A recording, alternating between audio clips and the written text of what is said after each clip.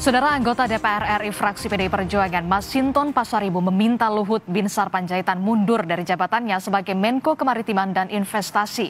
Masinton menilai Luhut Panjaitan adalah sosok yang harus bertanggung jawab atas adanya unjuk rasa hari ini 11 April 2022. Masinton Pasaribu mempertanyakan keberadaan Luhut Binsar Panjaitan yang dinilai tidak bertanggung jawab atas isu 3 periode masa jabatan presiden.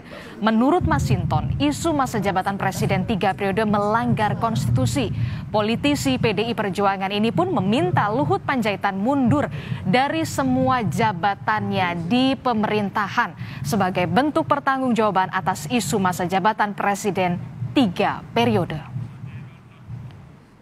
Nah, pertanyaannya adalah kemana tuh Menko yang selama ini ya, yang bukan membidangi politik ya, mewacanakan perpanjangan jabatan presiden ya, dan menyebarkan hoax melalui big data itu.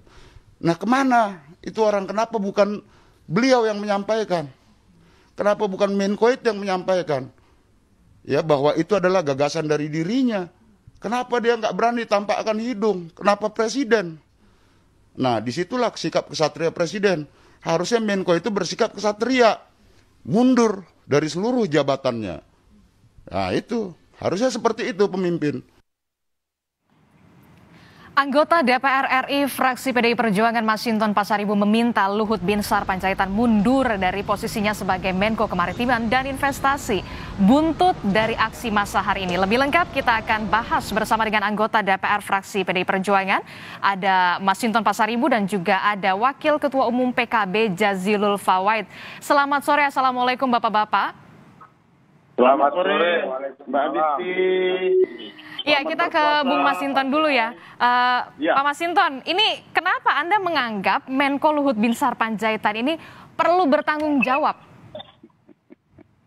Ya, pertama saya mengapresiasi dan hormat kepada Presiden Pak Joko Widodo, di mana beliau ya dengan kesibukannya ya, dengan banyaknya tugas, beliau menyampaikan sikap kesatria beliau, sikap kesatria seorang pemimpin, ya, atas kebelingeran dan kesemena-menaan bawahannya.